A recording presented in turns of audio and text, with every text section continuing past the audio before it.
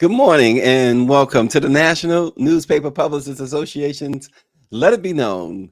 This morning, lots and lots of news. A Black woman criminally charged after a miscarriage. We're going to bring you that story. Another sad situation there. What they do to certain people, right? People who look like us. Fantasia was racially profiled at AirBNB, and she let the world know that hashtag Airbnb while blacks is still a thing. And Christian Keyes has dropped a bombshell.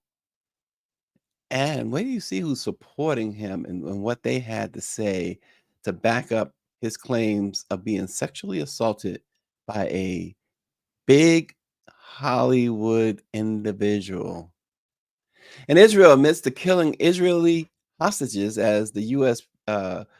Pressures them to halt their all-out assault, and more divisions between President Biden and Benjamin Netanyahu become obvious.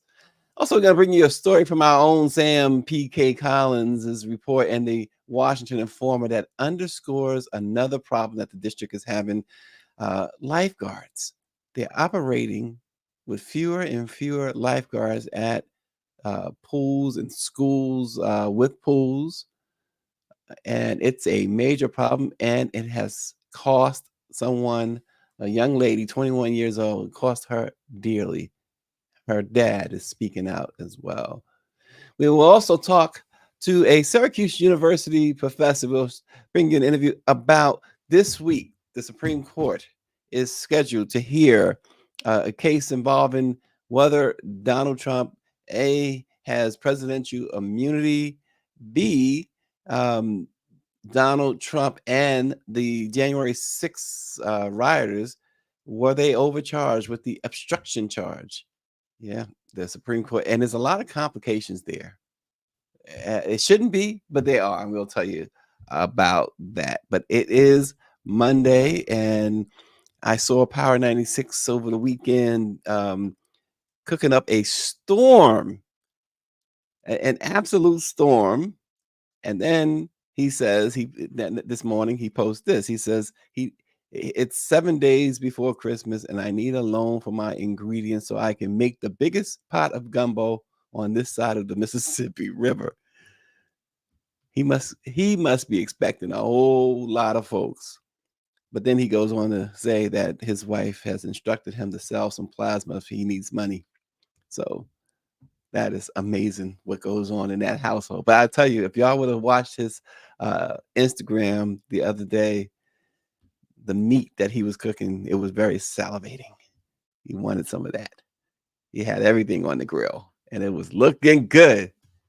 So we gotta get out to back out to Louisiana and check him out.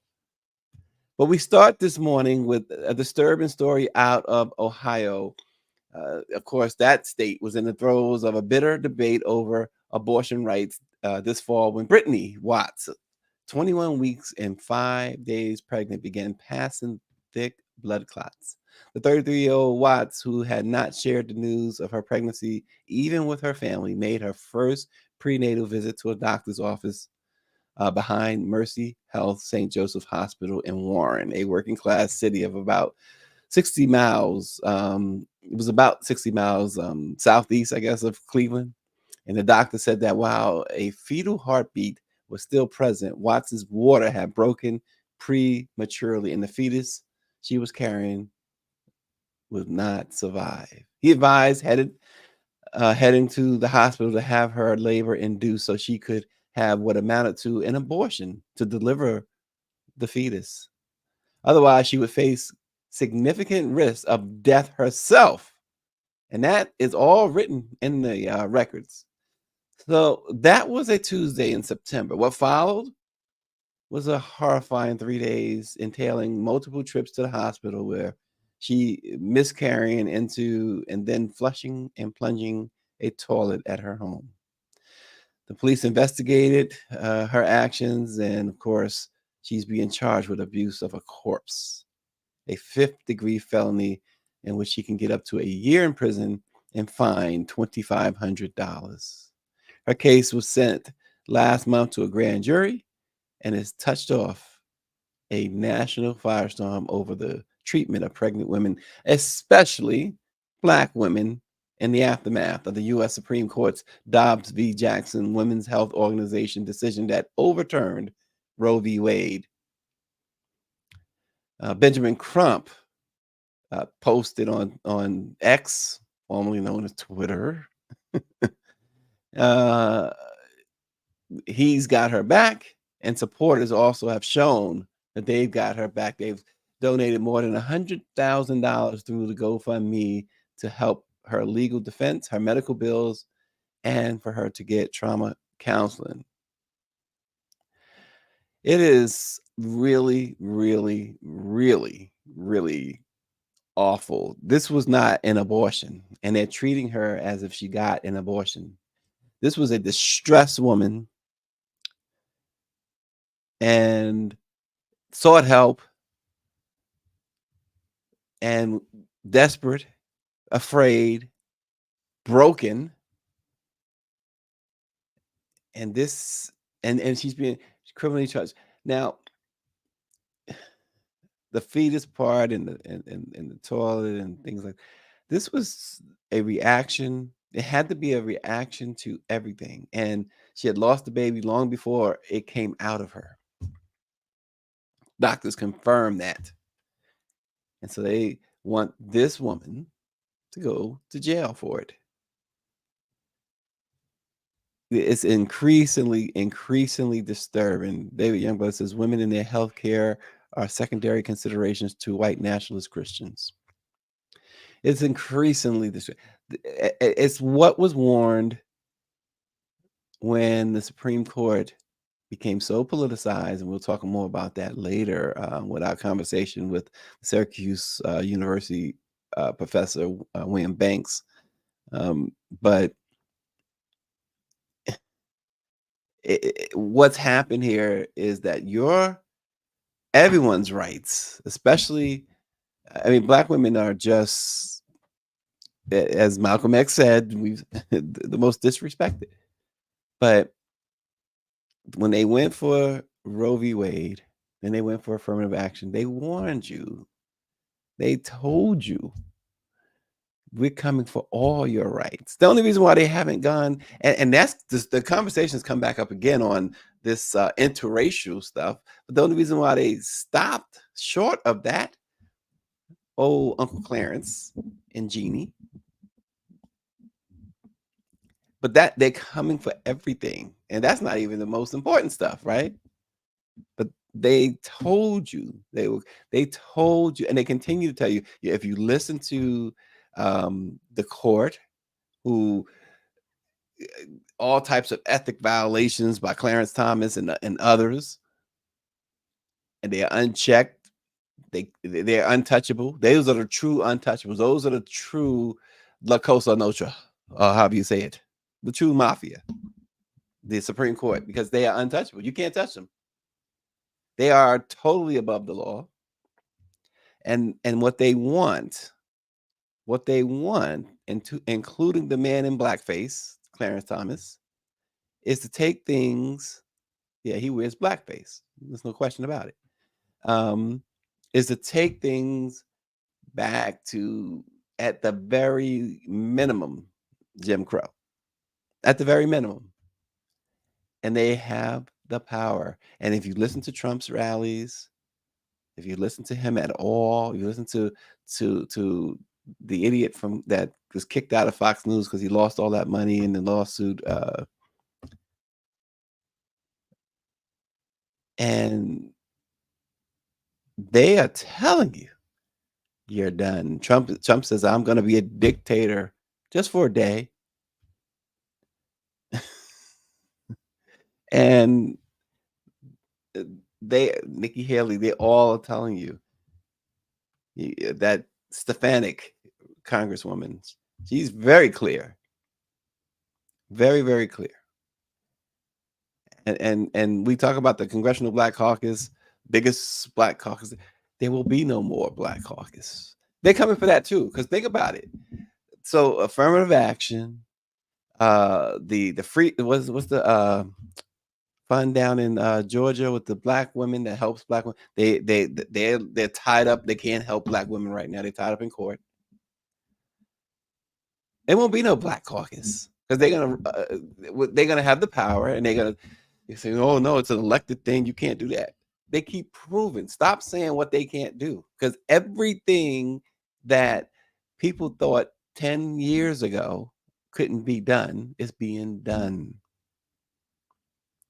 DeSantis has given them the blueprint. I mean, he's the president of Florida for all intent and purposes, right, governor? And the reason why he's he's more than he's the authoritarian, he's the dictator in Florida, because he has the House and the Senate down there, and he has everybody in line, all the boards and everything. And he proved that when he just took over Disney and told them what they could do with themselves, and he's been fighting with Disney, the biggest attraction to Florida, the one that brings all the money to Florida. And yet he's taking them on and said, "What you gonna do about it?" It's not like you're gonna up and move for Florida. You're gonna have to deal with it. Taking away all the books. We were talking just last night about like movies like Will Smith's Emancipation and The Color Purple, stuff like that. That's the only way soon enough you're gonna know anything about real American history, meaning Black history, is through film. And at some point, they're gonna stop that too. Don't say they can't, because they keep proving again and again and again that they are doing whatever they want to do. And people keep they keep voting them in. So then you got blacks for Trump, Ice Cube for Trump, Sexy Red for Trump, Uncle Trump, she calls him. Very, very plantation minded. Like, I'm ready to be back in the fields. Let me go pick your cotton, is what they are saying. You got probably those black for they probably they probably training people now. This is how you pick cotton. This is how you don't look at them in the eye, because that's what they want. This is the black press. We got to keep it real. And speaking of, we turn our attention to Fantasia. Fantasia. So you remember a year ago, it was just a year ago, AirBNB said that they had gotten rid of 4,000 hosts because of racism and racial discrimination.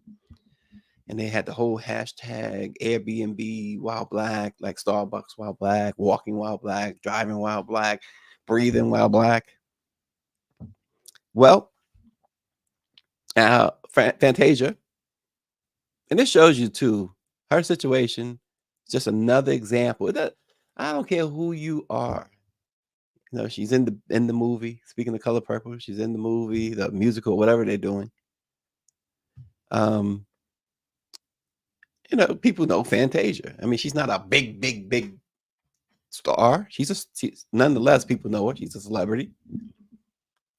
So it shows you, because I remember Oprah telling the story some time ago too about going in a shoe store and a woman racially profiled her, and of course Oprah being Oprah, when the woman told her that she couldn't, because she didn't know who she was, told her she couldn't afford what was in the store, she should probably go somewhere else. This was Rodeo Drive.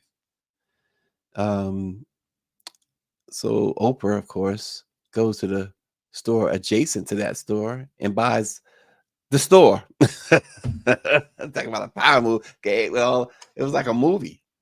But of course, the girl got fired. But Fantasia was out on a recent family trip.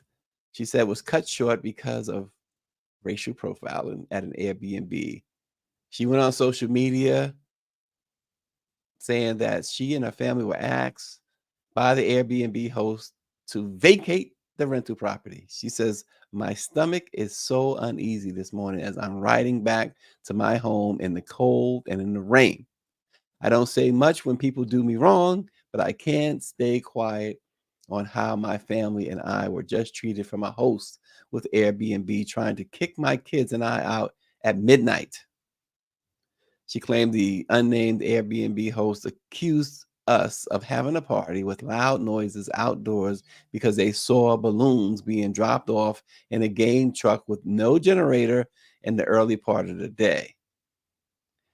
She said the number of individuals in her party matched the number of guests listed in her reservation, and she went all in. But this is how she concluded: "Is a long go on Fantasia's social media, and you can see the entire post. It's very lengthy, but she concludes by saying, "It's evident to me this was racial profiling, and the treatment we received was due to the color of our skin. I wanted my son to enjoy his friends, 10 to 12-year-olds, and make him feel special as I have been traveling for the last 35 plus days promoting a movie that I starred in." She says, "This time I dare not stay quiet," and then she concludes the long missive with, "So at 6 a.m. in the freezing rain, we sleepy with sleepy kids.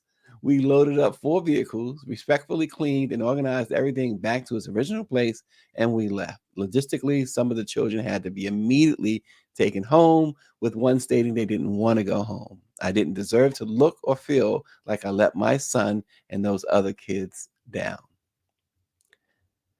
I don't do Airbnb. I just never. I'm a hey, if you're not in the family of Marriott or the other guy, I refuse. I refuse. The leading hotels of the world, the HW Club. That's me. That's like Hey Adams, Washington D.C., stuff like that. I just don't do that. Y'all not catching me out there going to somebody's go rent from. I'm not down with that. We got friends who love to go down to the Outer Banks, renting these big, gigantic homes. I'm not down for that. I've done it with them. I've joined them a couple of times. I'll never do it again. Not because we had a bad experience with the host, but um, it's just not for me. I want a hotel with a maid, somebody cleaning the room. If I want room service, I want the hotel with the mini bar. I don't care if the snacks are $8. I'll just get somebody to pay for it. But nonetheless, I'm just not. But this stuff, Airbnb and all that, what they do, and this is America. We keep saying that this is America. This is America, and it's unfortunate that Fantasia or anybody has to experience that with their children. And then obviously she had other people's children with them to help uh, her son have fun, as she put it, and to face that. And I'm sure the other people's children that she had, her friends' children, they felt good. They're with Fantasia Barrino. What could go wrong? Maybe she'll sing a note off key. I don't know, but the disappointment, and I'm sure somebody like a Fantasia probably felt like they would. I'm Fantasia. This can't happen to me. Joni King says, "I concur with you. No way I stay at someone's house. I don't know these folks." Right, right. And then they have all that, obviously, this authority. 6 in the morning, freezing rain, Fantasia has to load up 4 vehicles because of some racist. David Youngblood says, "White folks are in the initial stages of their all-out retribution." Yeah, they have been plotting and planning, and that plotting and planning intensified during Barack Obama's stay in the White House. We can't let these people do this again. It's amazing that Joe Biden got elected. And I say that only because he was Barack's vice president. So you know how they operate. You know how folks the racist folks think, oh, you are a Negro lover. Yeah, leave it right there. Let that sit. Yeah, I know what that means.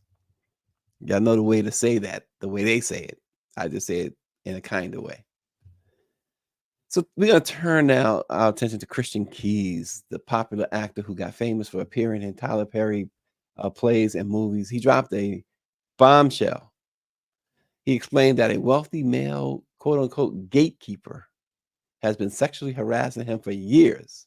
Now he was careful not to name who the alleged abuser was, but Christian before. So just to give you a little background on Christian, because some people who don't really know Christian. Yeah, you should know Christian because before he landed a starring role in Tyler Perry's All the Queen's Men, which was adapted from a novel that Keyes wrote, he had bit parts and he was a model in music videos. He worked with Carrie Hilson, Ashanti, Mary J. Blige, and others. But then as his career began to take off, he began to get this big following, appearing in movies like Lord All Men Can't Be Dogs with Vivica A. Fox. Then he was in Medea Goes to Jail, the stage play, and What's Done in the Dark, which is ironic, right? What's Done in the Dark. But as he continued to rise, his fame, his star continued to rise and put him in more rooms with rich and powerful people. He said a conversation needs to be had about abuse of power. He uploaded a video to Instagram in which he delved into the details of the Hollywood experience and particularly singled out one powerful man for his persistent sexual harassment. And then like he got back, a lot of folks came out backing him. Claudia Jordan. Now, so here's the important. I'm gonna mention Claudia Jordan because what Claudia Jordan revealed was really telling. Because sometimes people, well, um, why didn't you say something or do something about it when it happened? What Claudia Jordan said, you shared a piece of this with me when we first met, maybe 15 years ago, and said one day you would come forward, and you did. She says, I'm so proud of you.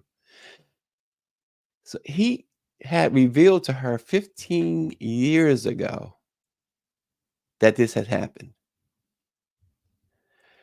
And that is, again, we talk about having a conversation, and he talks about having that conversation. And we said it too, the conversation. It needs to be had. They all need to be first. And I know it was his thing to reveal, not Claudia Jordan's. But how do you, it seems hard if I don't know the relationship between him and Claudia Jordan. Let me state that.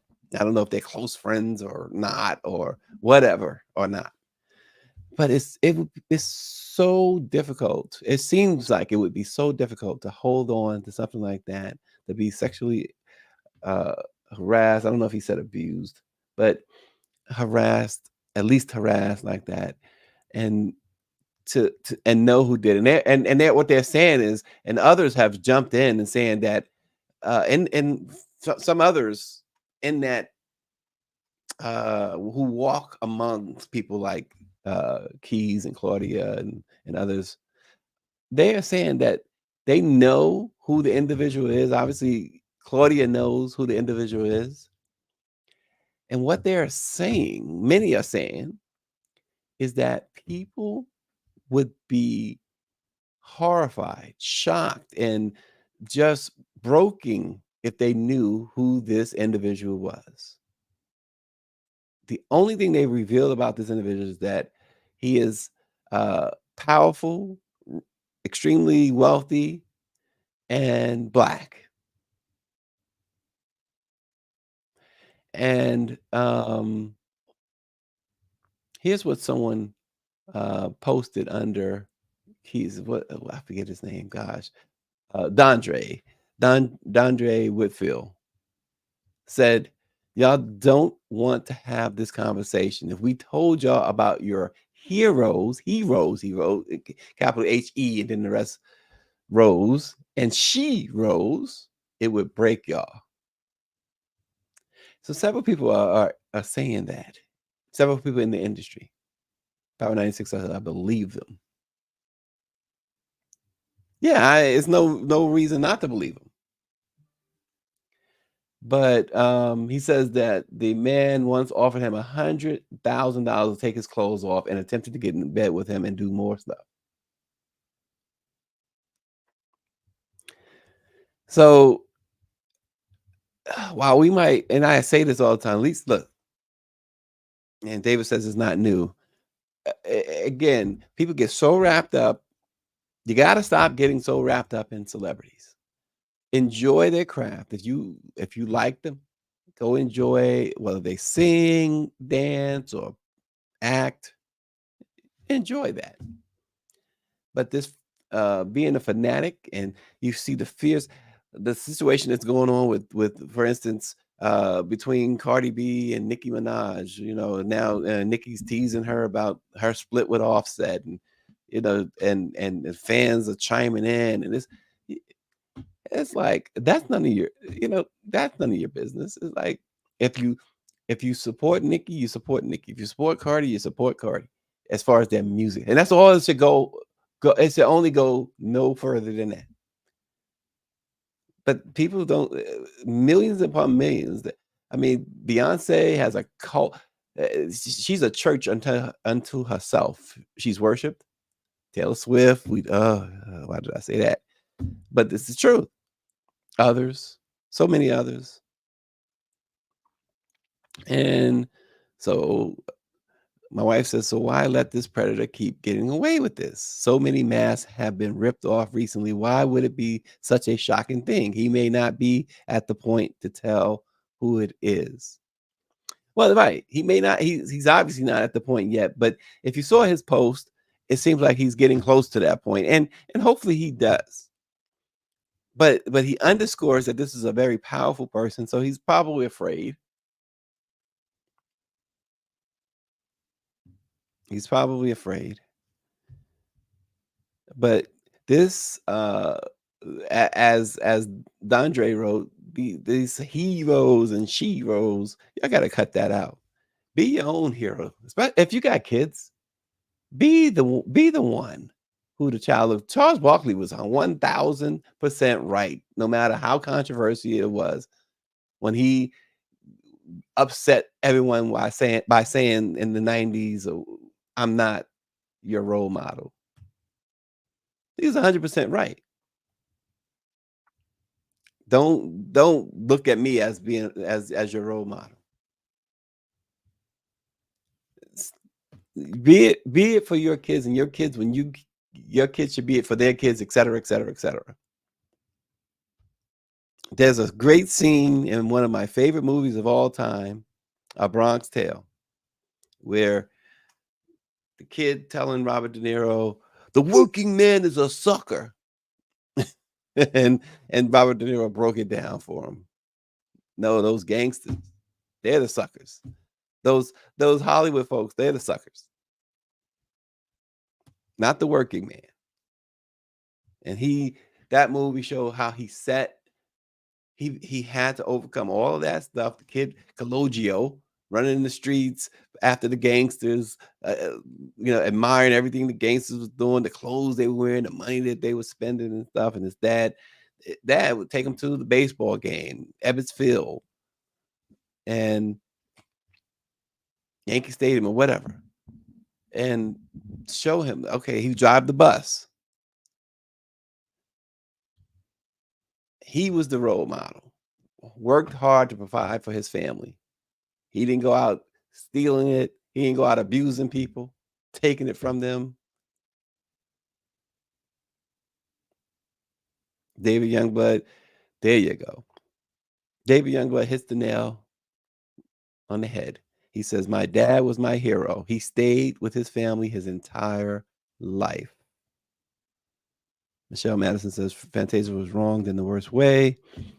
Southbound 3000 says they thought Charles was crazy. Turned out he was absolutely right and is the most loved in the game. Charles was 100% right. It's like, I'm not here to raise your child. I'm here. I'm working.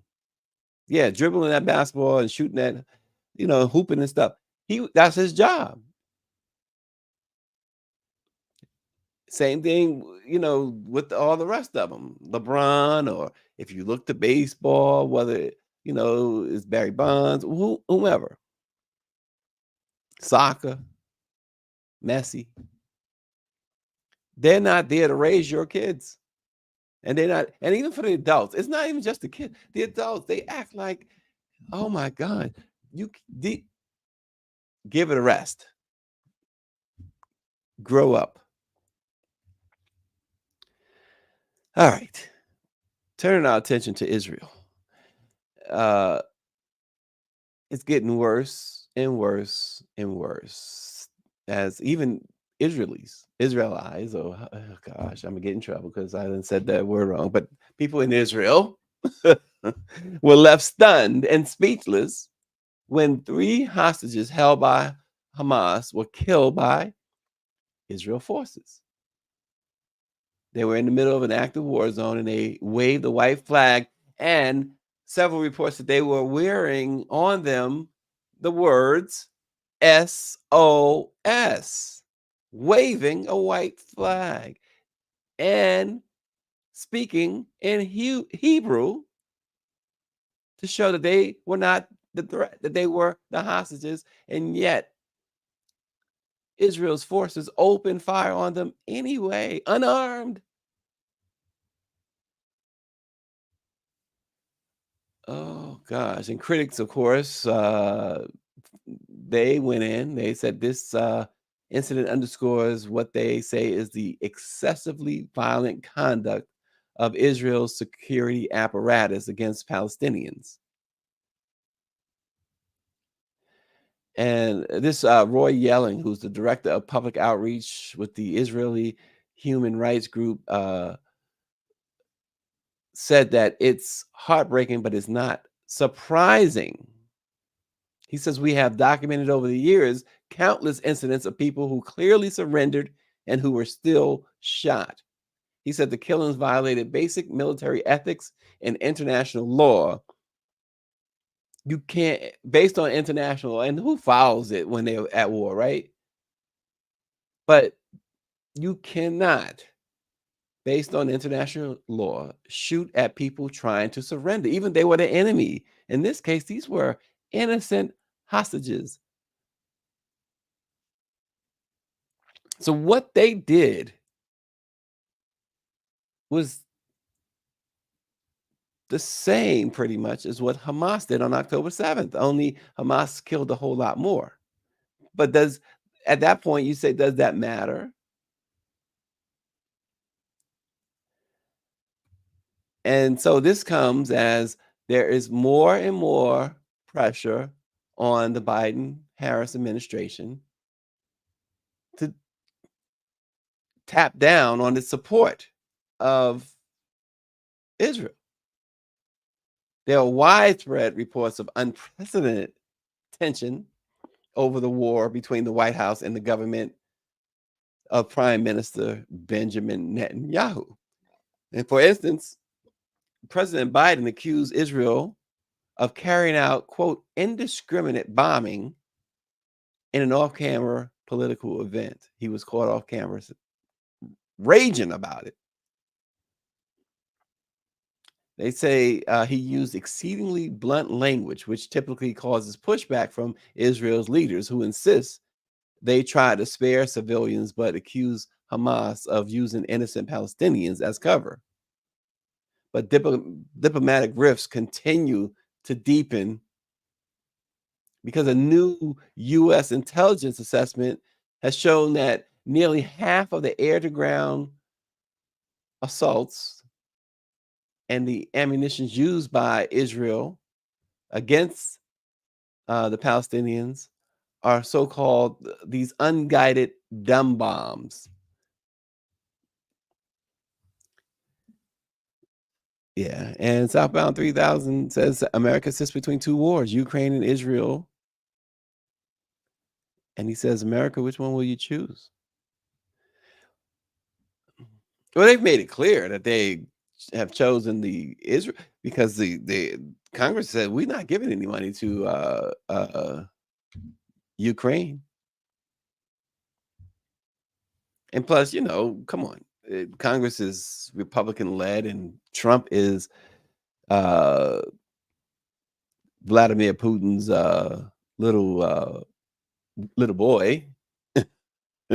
So come on, that's his homie. But always remember, when people again, you get what you ask for.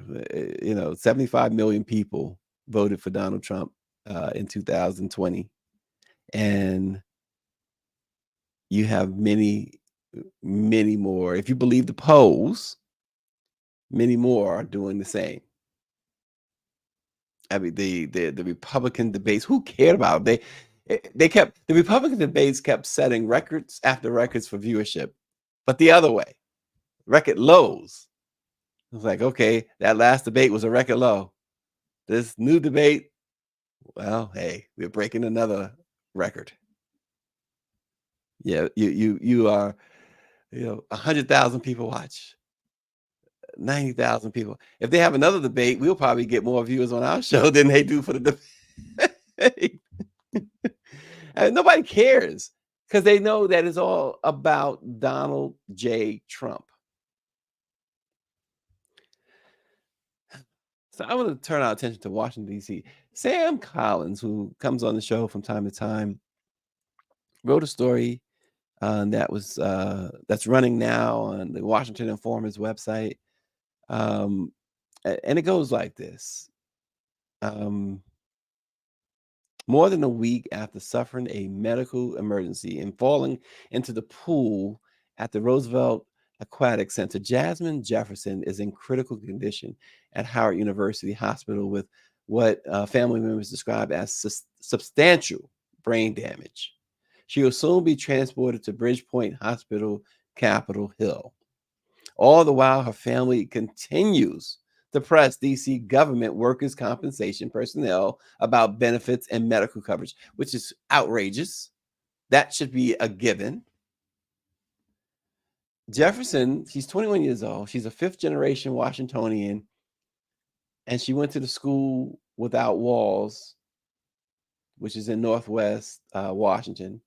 She was in her third year of employment as a DC Department of Parks and Recreation, DPR, lifeguard. As her daughter lays in the hospital, as his daughter, I should say, lays in the hospital, Julius Jefferson has continued to question whether DPR had enough lifeguards in the pool area on the evening of this situation that caused his daughter brain damage, perhaps has cost her life. She fell out of her lifeguard chair and into the pool. So in his call for an investigation, Sam P.K. Collins writes that Mr. Jefferson also cited questions about the whereabouts of other lifeguards in nearly 10 minutes. His daughter was in the pool by herself. And he rails on DC because, DC is having a major problem with crime and carjackings in particular. But he says this shows that we're not being kept safe on the streets, and the employees who work for the district government can't be kept safe at their jobs. Every employee should have an expectation that they will return home safely, and this was not the case. It's systemic within our district government, he said. And so Sam Collins goes on to note that this summer, As patrons frequented DPR aquatic centers and pools, DPR officials endeavored to keep them safe and the water clean. He said amid staff shortages, that meant lifeguards sometimes filling in for their colleagues at other DPR sites. It also meant that some DPR sites operated pools with fewer than the number of lifeguards required. Is the singer Burton? Good morning, the singer. She says that's too sad. The fact they're not investigating is the first flag. Exactly. And Sam breaks it all down. You got to go to the WashingtonInformer.com because he breaks all of that down, as Sam does better than just about anybody there is.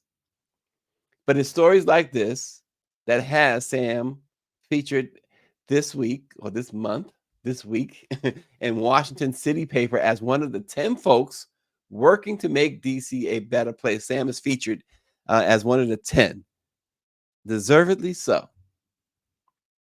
But this story is one reason why Sam is being looked at even by the opposition newspapers to the Washington Informer, to mainstream. Good job, Sam. But this is a situation that is extremely sad with this young girl just doing her job. Something happened, and she had not one colleague that she could depend on because the district has not staffed these places the way that they legally should staff them. Absolutely, Power 96 is a well-deserved honor for Sam P.K. Collins. But this unfortunate young woman, her family is demanding answers. And the singer's right. The fact that they're not investigating is a huge, huge first flag. And maybe because the Washington Informer and Sam are going to shine and continue. I'm sure Sam's following up. Sam, another thing he does, I should say, as well as anyone, is follow a story through. So with that type of pressure, I mean, you wouldn't want Sam on your back. So I would imagine that, and the mayor Bowser, she reads the Informer, and she knows Sam. She reads Sam all the time. So I would imagine that something will be done. Great job, Sam. This is what journalism is all about. Not what you see on the blogs, not what you see on Twitter and all that. What Sam is doing over there at the Washington Informer is what journalism is all about. It's why I came into the business. That's old school stuff. That is how you do it. I mean, the story is so compelling, but so much humanity. You could feel it in his words. That's what you want from a new, and you can only really, I mean, come on. I know it sounds all cliche, but you can only get it through the Black press. And thank you, Nsinga. She's actually posted a link to the article with Jasmine Jefferson by Sam P.K. Collins. So this week, the Supreme Court is going to hear an important case and eventually rule on whether January 6 prosecutors erred in charging many with obstruction. A lot of folks have been convicted or pled guilty to multiple charges, including this obstruction charge. And now the court is going to hear about this. And the obstruction charge is central to Donald Trump's election case. Professor Emeritus of Law and National Security and Constitutional Law scholar at Syracuse University, William Banks, says that this is a big deal and could delay Donald Trump's DC criminal trial. The professor, who knows the Biden family fairly well, discusses the obstruction statute and all the implications of a ruling from a high court that's not only conservative, controversial, and political, but 3 of those justices were appointed by none other than the twice impeached 4 times indicted former President Donald Trump, who desperately wants the charges to either go away or be delayed until, as he hopes, he can win the election in November. Well, here is our conversation with Professor William Banks of Syracuse University. Today, we plunge into the heart of a maelstrom that could alter the course of history. The Supreme Court's decision to weigh in on a case tied to the January 6th Capitol breach sends shockwaves through the corridors of justice, with the fate of hundreds of felony prosecutions hanging in the balance and the trial of former President Donald Trump teetering on the edge. We turn to an unparalleled legal mind for insight. Joining us now is Professor William Banks, a constitutional law and national security professor at Syracuse University, who says this is a big deal. Professor Banks, thanks for joining us. Yeah, it's good to be with you. And yes, it is a big deal. Yeah, it seems like it's a big deal. So let's just jump right into it. What is the legal basis for the charge of obstruction of an official proceeding in this case? Well, the statute that is the basis for this charge has got really two parts. It's an obstruction statute that's been around for more than 20 years. It was part of a law that was called the Sarbanes-Oxley law. It's basically an attempt to clean up financial crimes. But it's written very broadly so that it applies to any effort to obstruct a congressional proceeding. One part of the law focuses on documents or things that could be evidence in a congressional proceeding. And then the second part of it simply says, or in any other way interferes with a congressional proceeding. So we're looking at two sets of problems here. One applies to most of the defendants who've already been tried and convicted for their involvement in January 6th.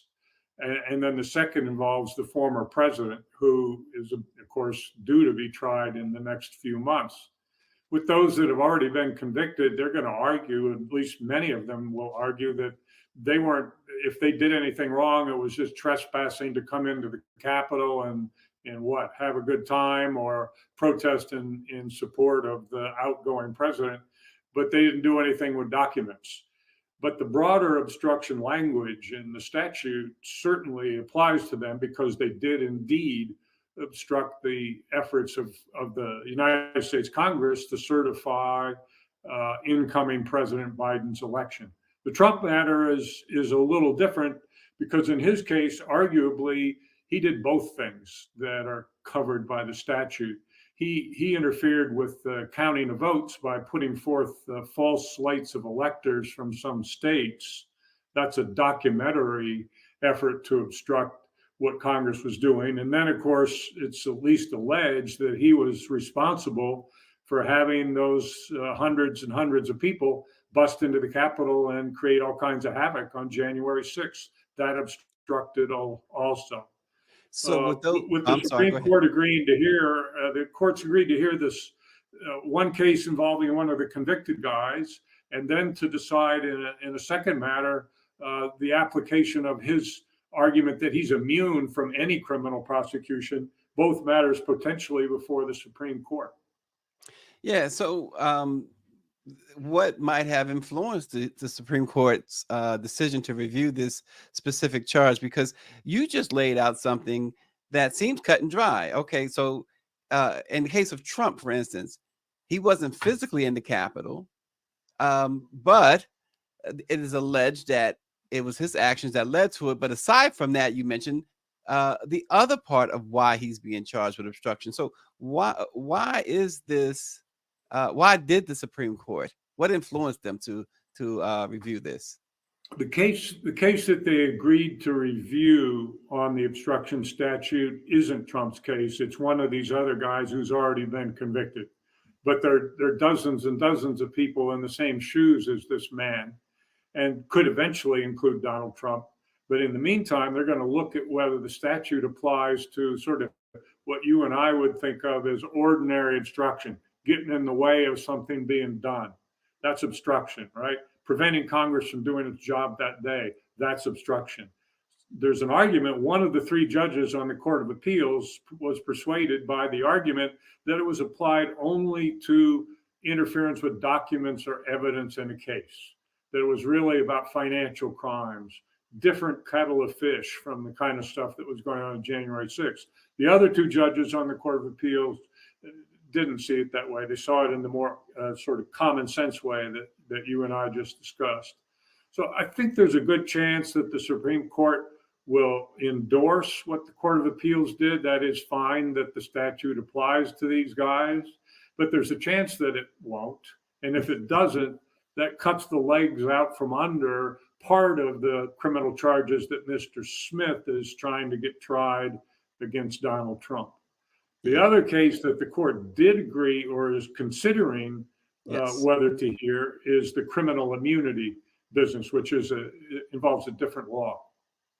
Well, in both cases, the double jeopardy and he also argues double jeopardy, but in the criminal immunity part as well as the obstruction, are there any precedents or legal principles that could guide the Supreme Court in its review of this case?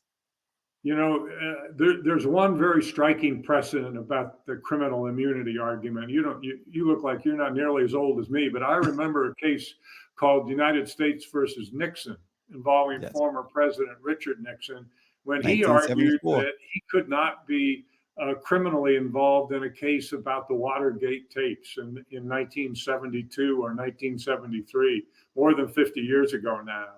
And he lost that case. The Supreme Court said 8-0 that the president was not immune from criminal prosecution for wrongdoing, even while he was serving as president of the United States. I think that precedent is pretty strongly applicable to Trump's character here, even though the stuff that he did, he wasn't even president at the time.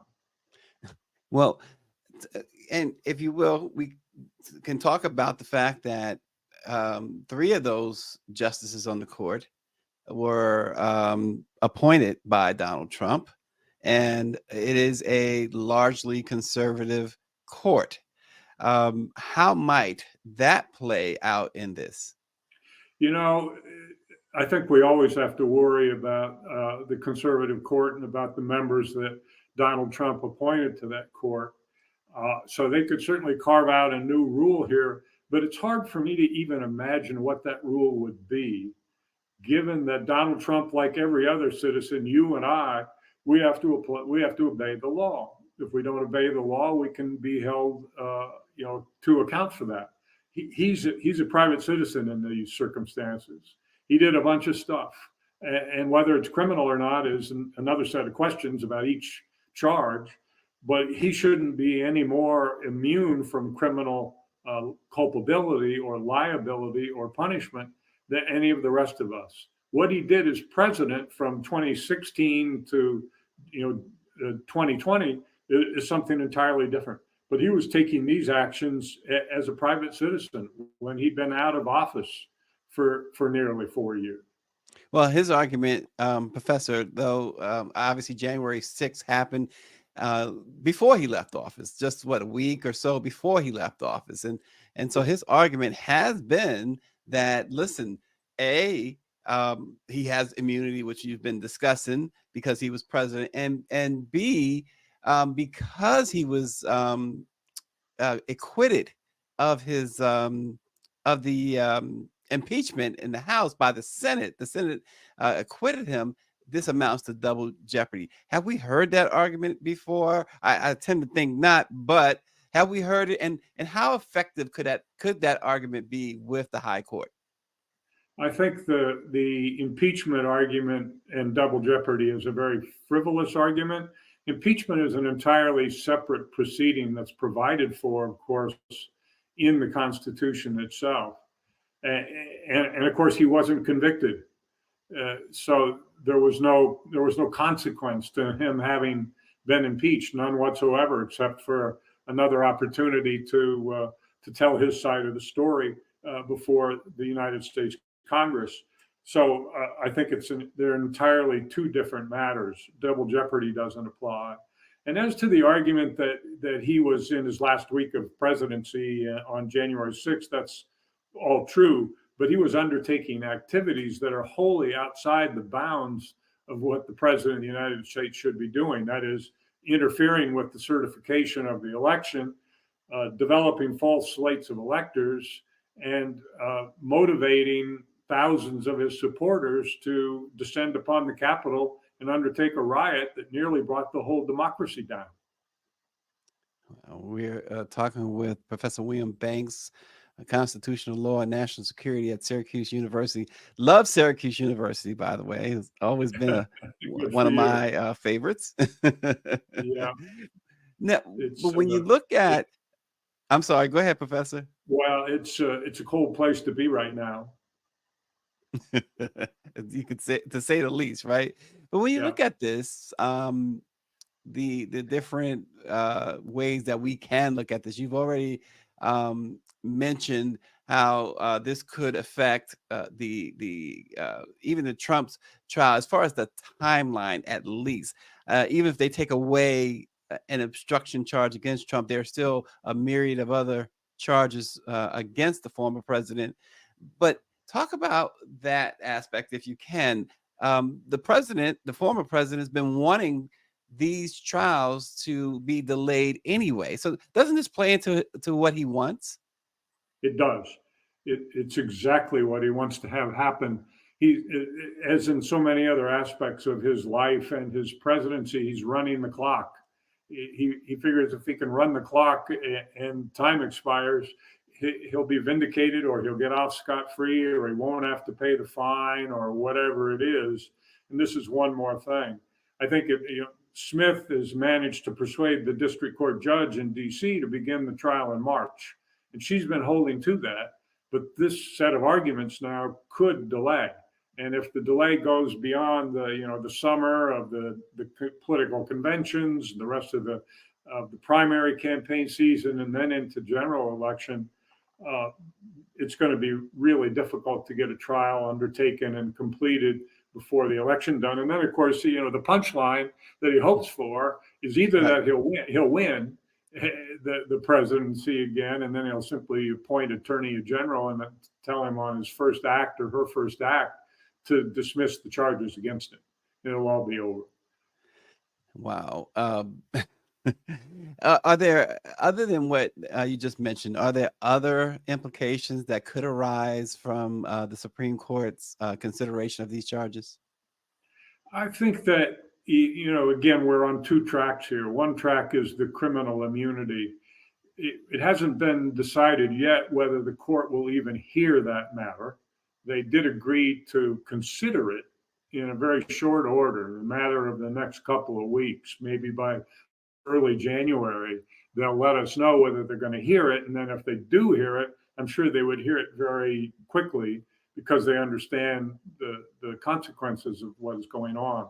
I think there's a very good chance that they either won't hear the case, the immunity case, or they'll hear it and rule against the president's argument.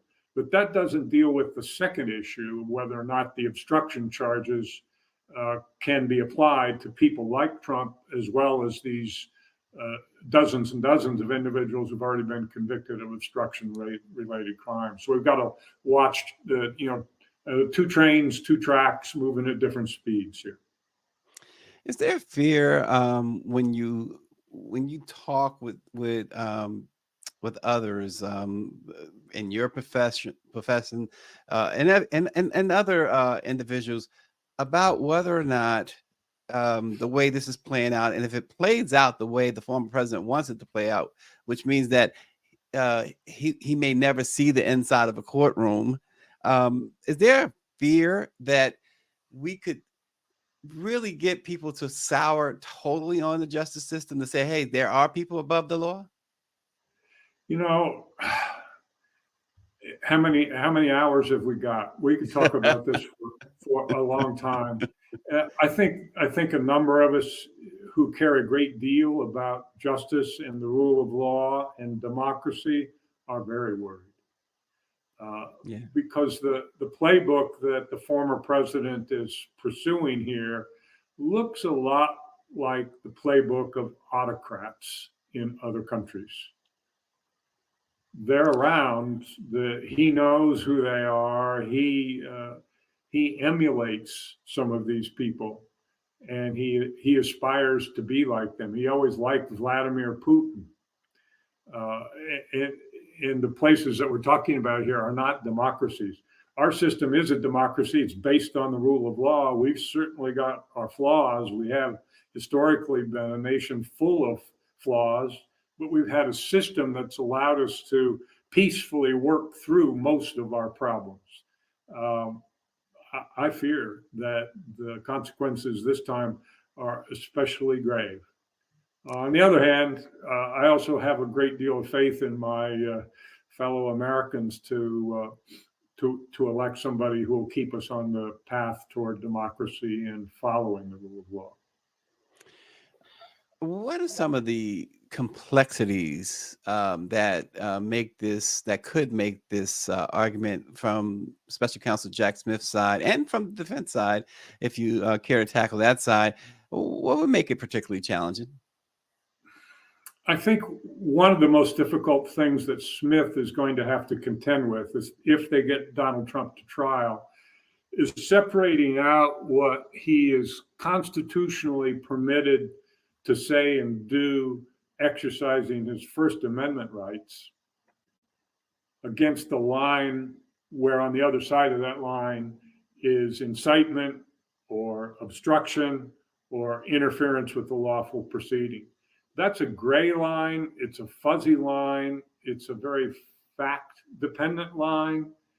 And this is going to be a jury, and they're going to have to wrestle with those questions about where that line is in all kinds of different circumstances. Donald Trump always says, I'm out there espousing my beliefs and my values just like anybody can. And he certainly can.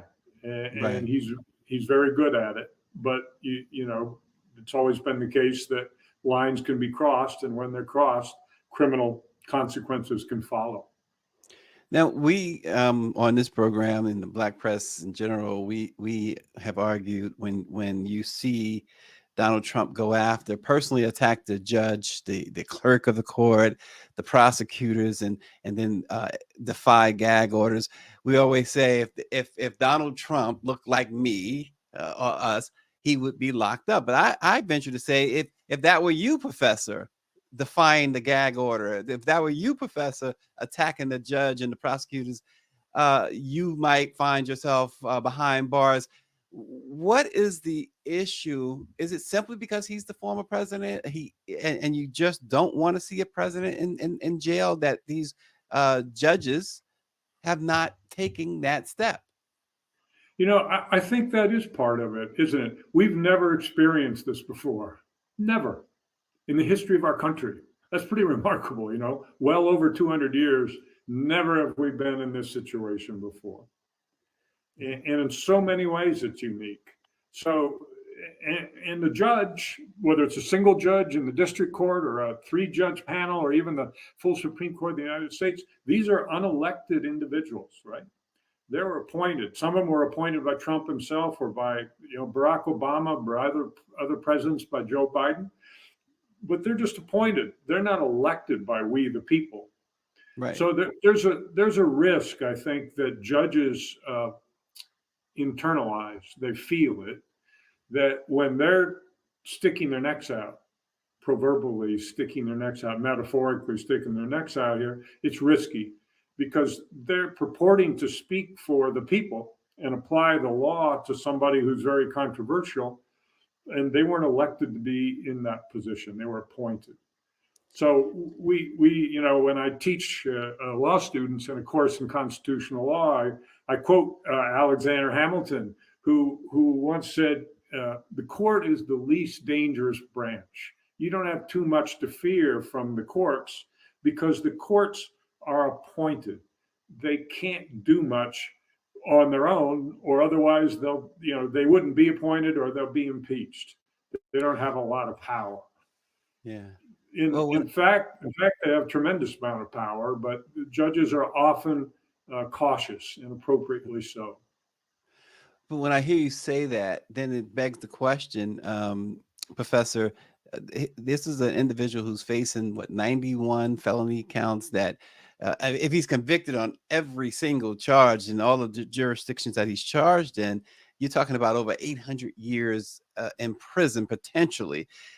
Yeah. At that point, if he's convicted, based on, I'm hearing what you're saying, this reluctance because we've never been down this road before. Will there be a reluctance then at that point for a judge to send this former president to prison? I detect among the judges in DC no reluctance. I think they'd go straight away and sentence the man to prison. And I feel the same way about the case in Georgia.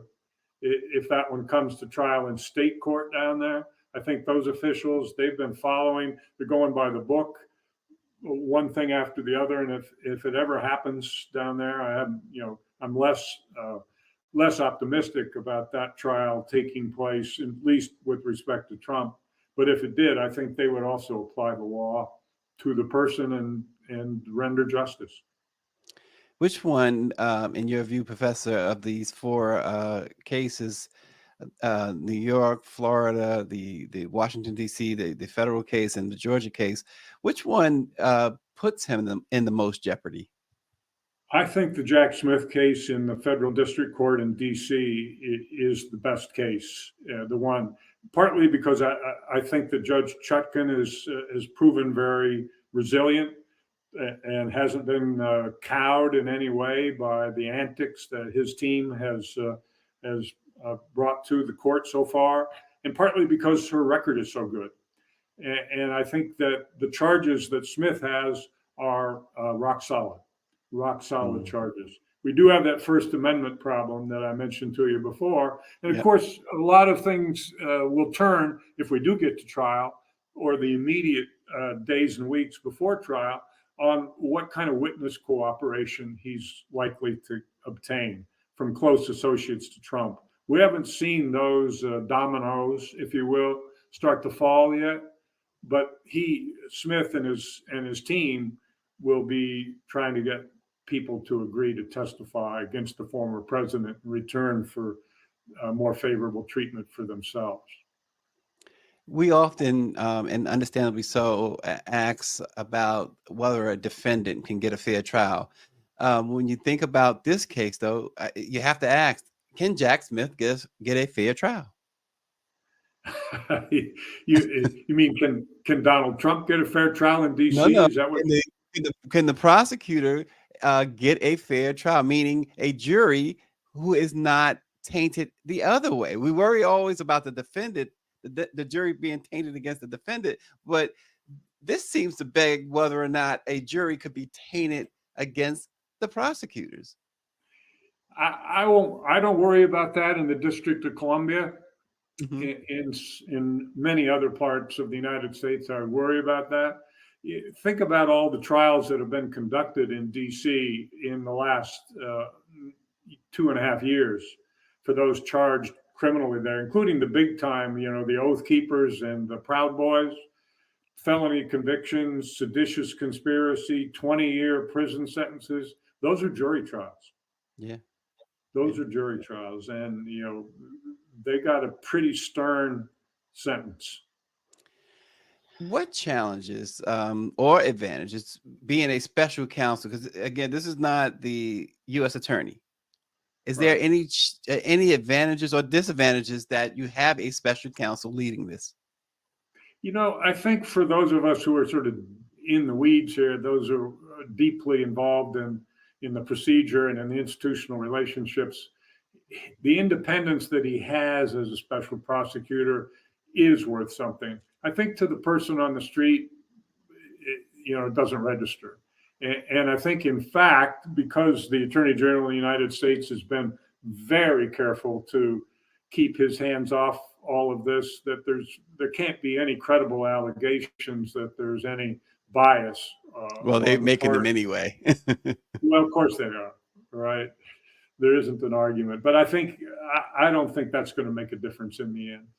And Smith is one hard-nosed, tough guy, and he's been through the mill in a number of other circumstances. I'm sure he'll be just fine. Yeah.